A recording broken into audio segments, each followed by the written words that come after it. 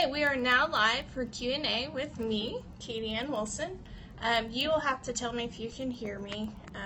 I did tweet out that we were getting ready to start, so hopefully we get some people joining, and I already have some questions that some people have privately sent to me through Twitter.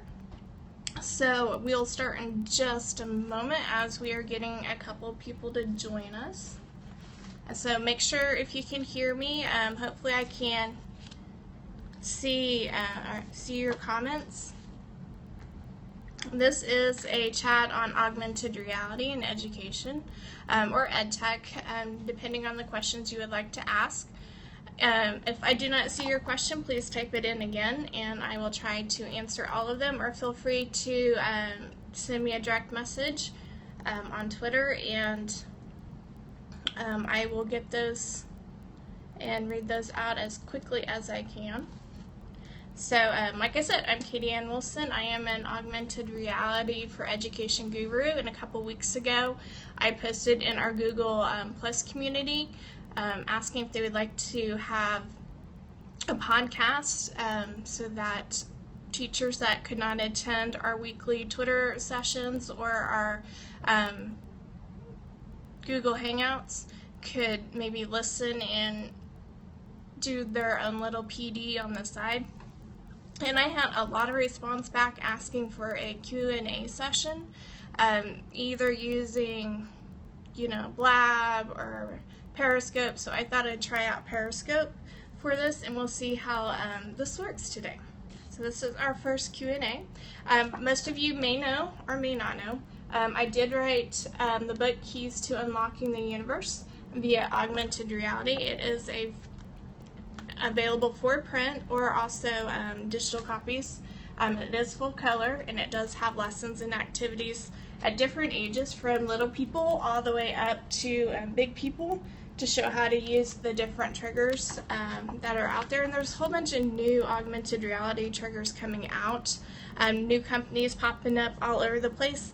One of my favorite companies that popped up is Octagon Studios, and they have flashcards. They have animals that are interactive. They have people and careers that are one for each letter of the alphabet.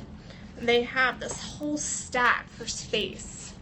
You can see that the picture is on one side, and then the definition stuff on the other, and it's augmented, so when you scan it, it's interactive, and kids will get more information. They have it on the planets, the satellites, the space shuttles, the black hole, things like that, comets, and there's a whole stack of those for this space. And they have dinosaurs as well.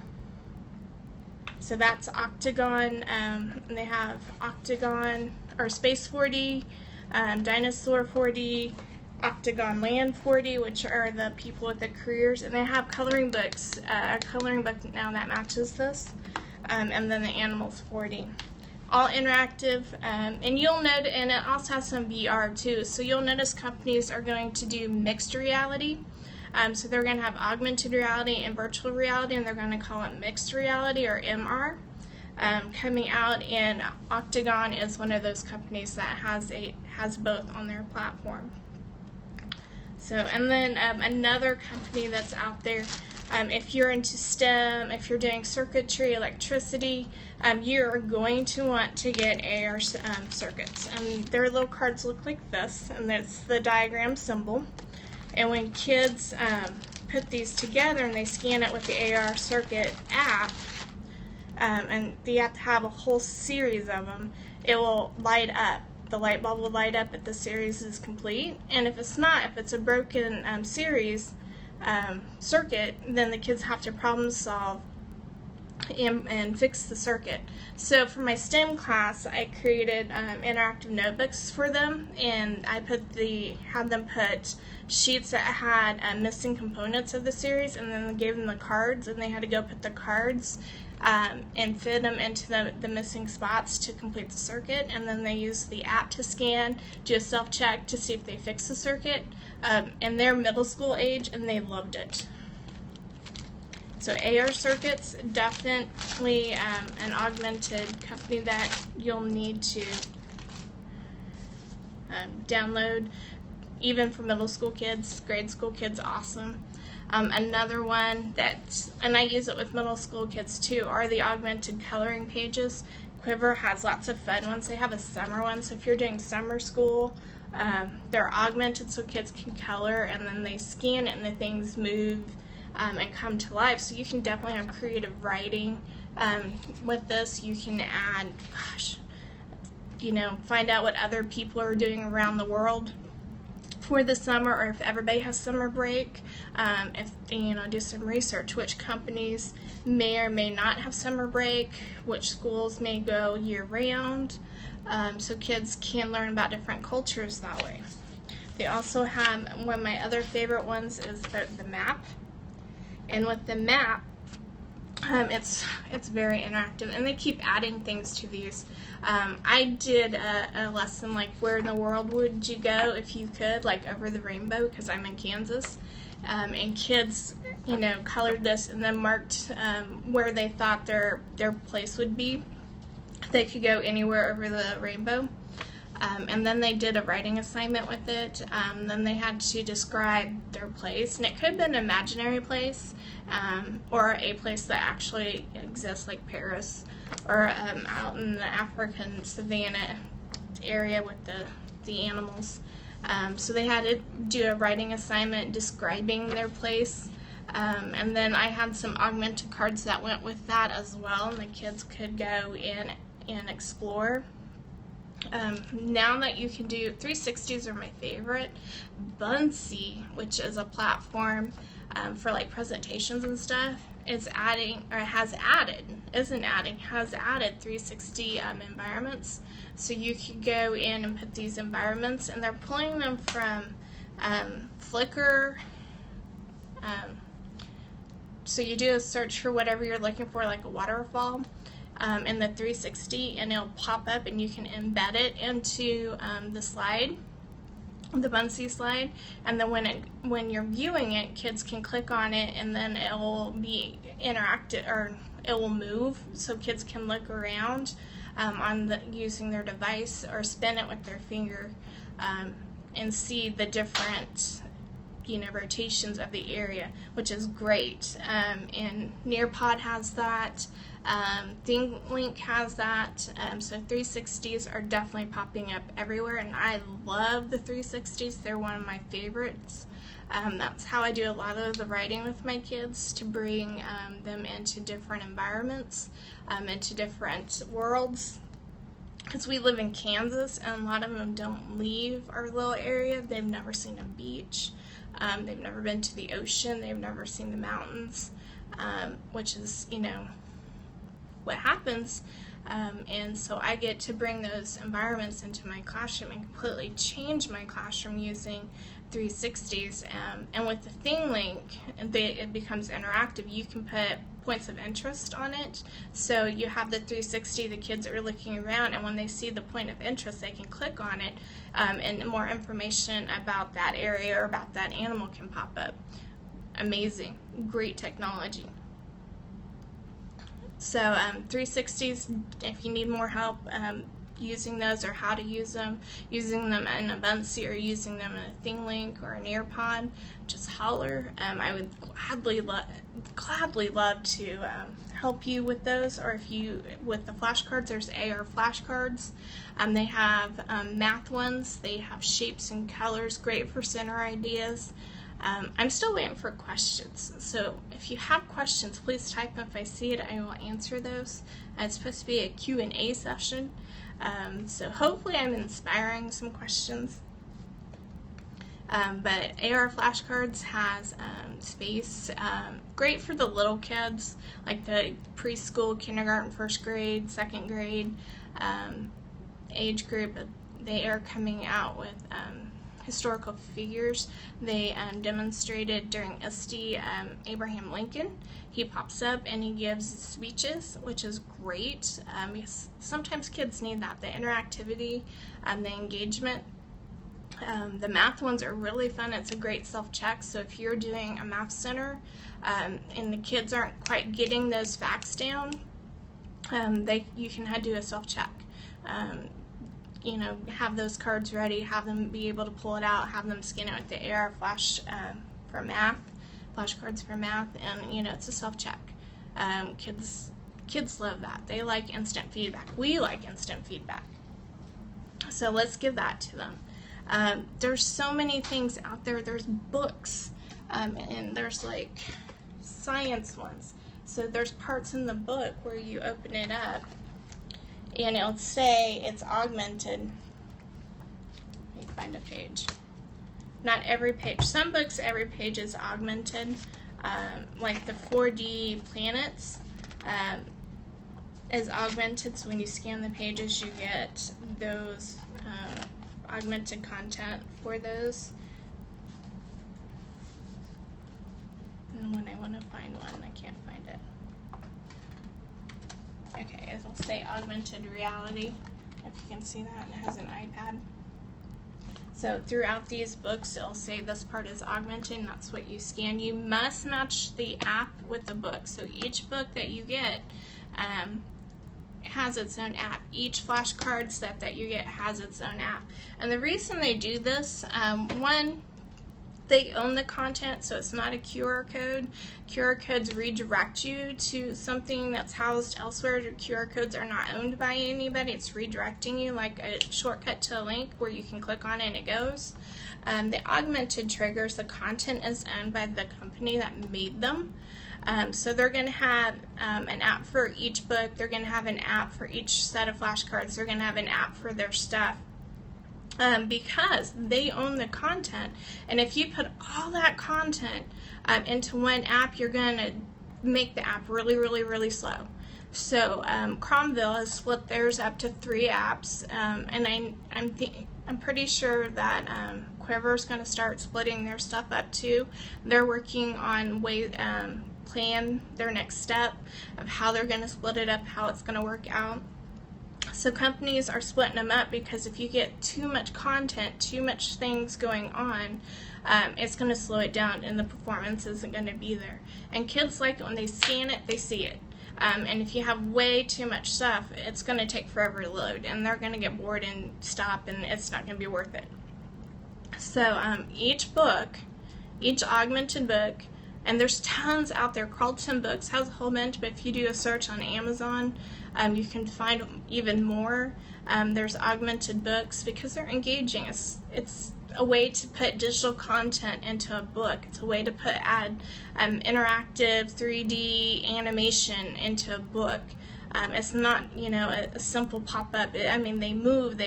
Kids can tap on things, and they could make a crane go up and down. They could make the ice cube pull up the heat on the Bunsen burner and make it melt and see steam and see the different stages of matter. I mean, it's all interactive, and it's really fun and engaging for kids. Okay, so I have a question. This is from Maddie. Let me read what it says. Maddie would like to know more about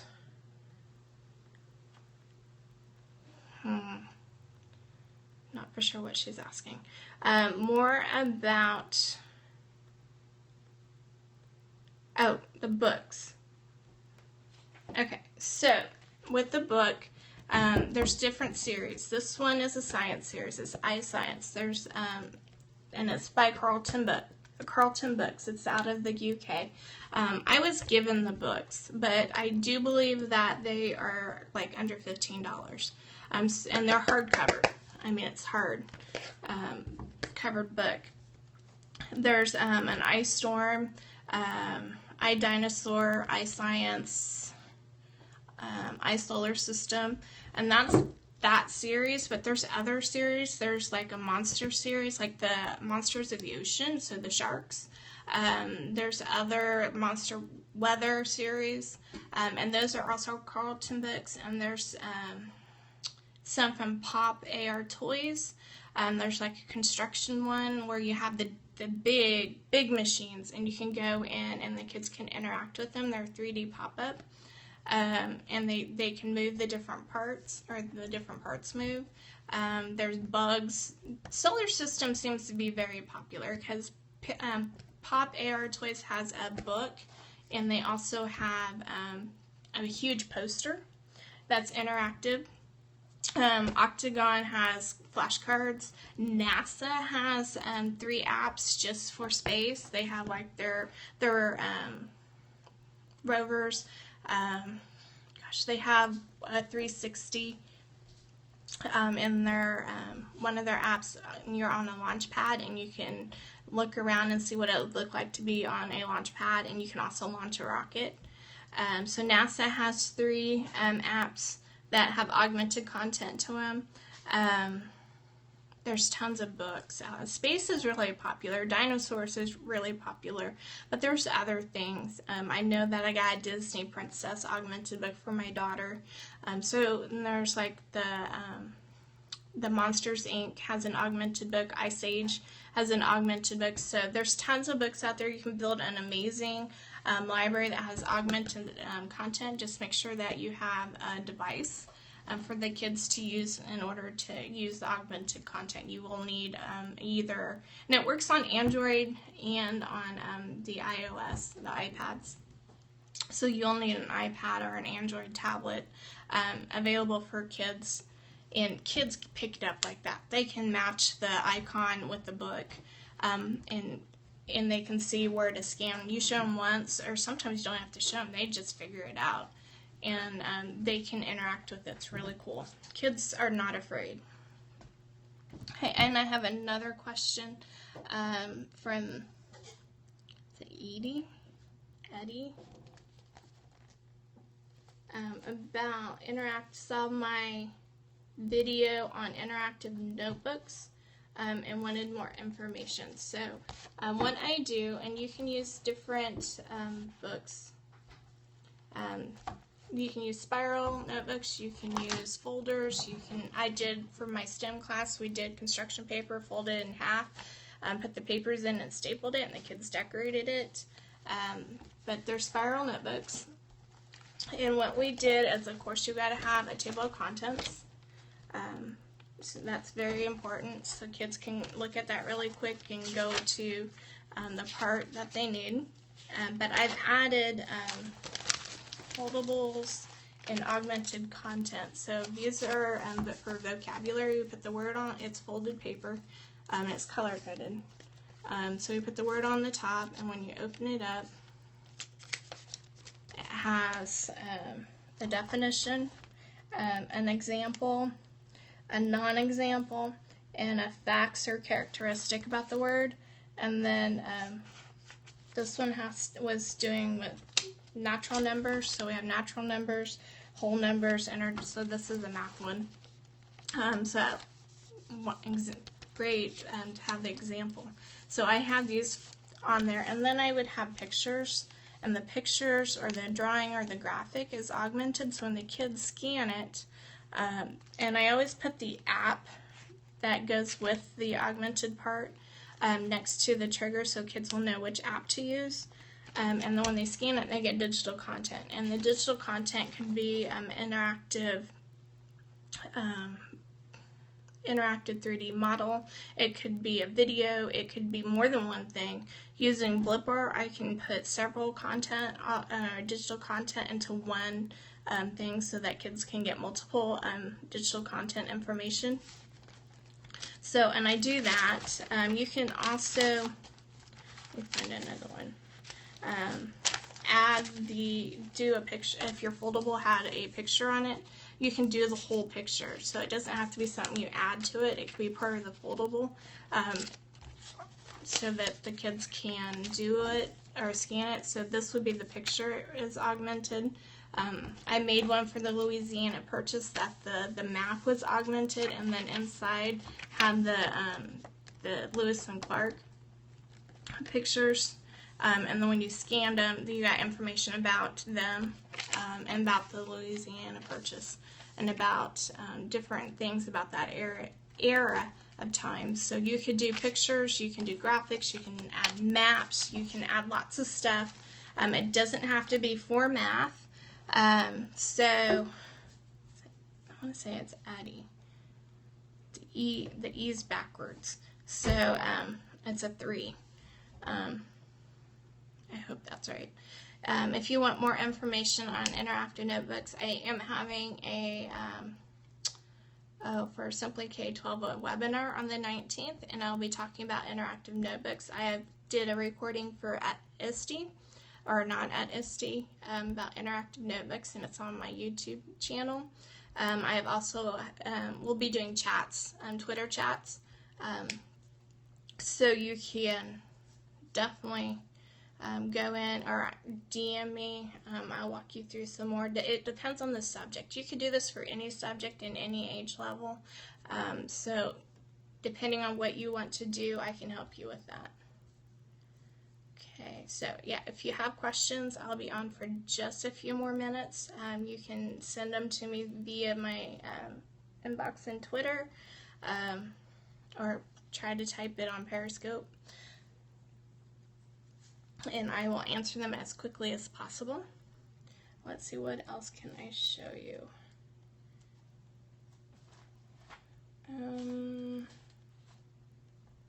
I can tell you about my blog. I am the Diary of a Techie Chick, and I do have tons of information and resources on ways to use not only augmented reality but ed tech tools like green screen, different presentations, Symbaloo, which is a great tool, Padlet, Edmodo. I'm an Edmodo, used to be an Edmodo trainer user. Any of the LMSs I'm pretty comfortable with and showing you how to use. Bunsey's is great. Like I said, any ed tech. I am a computer science teacher, so computer tools are definitely up my alley, and I love to use them. I figure out how to use them, and then I can show people how to do it with my eyes closed. So it's really easy for me to show you. Let's see. So on, got a message.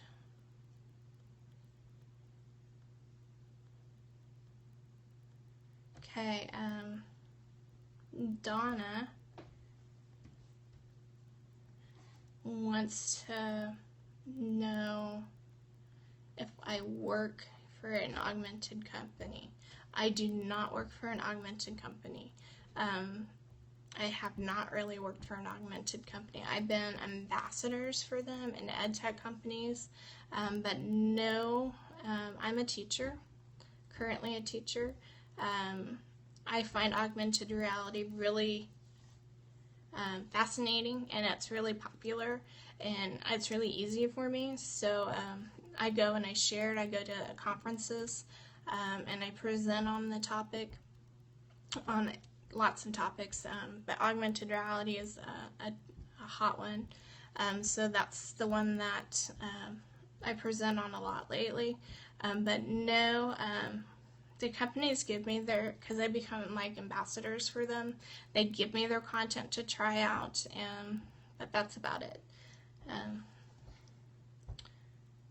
Okay.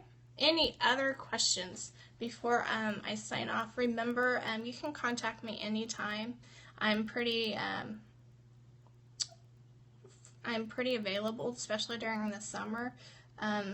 If you don't hear back from me right away, that's usually I'm right in the middle of something, and I'll try and get back to you as quickly as I can.